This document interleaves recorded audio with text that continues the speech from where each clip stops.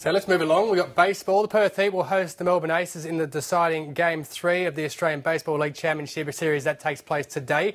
The Aces tied the series at 1-1 last night with a 3-2 victory. Australian baseball advisor Bob Turner joins me now from Sydney. Bob, thanks for your time. My pleasure, Tosin. Now, Bob, were you surprised that it took more than 4 innings for a run from either side in that match? Not surprising at all, because I think when you get down to the money end of the season like it is right now, the pitchers have taken over in Game 1.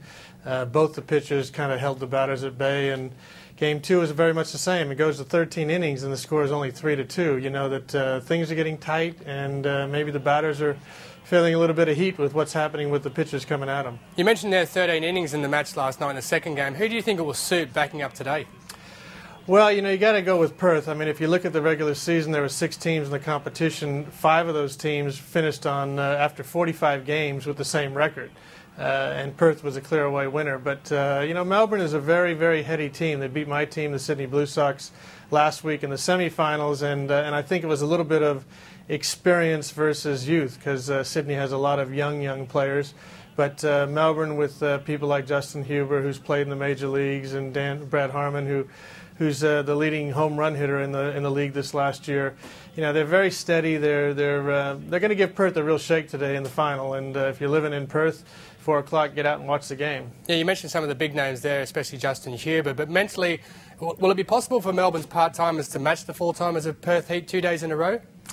Look, I think so, because you get down to the end. I mean, the thing that has fascinated me with baseball all year is that every player has played professionally somewhere, whether it be in America or in Asia or somewhere in Europe. But all these players have played a lot of baseball.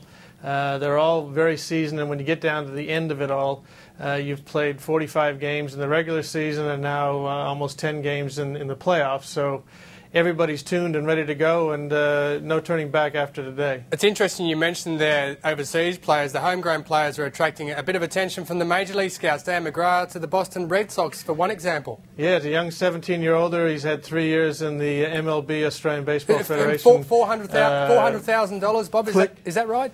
I don't know what the money is, but I know when you sign with the Boston Red Sox, it's for a lot of money.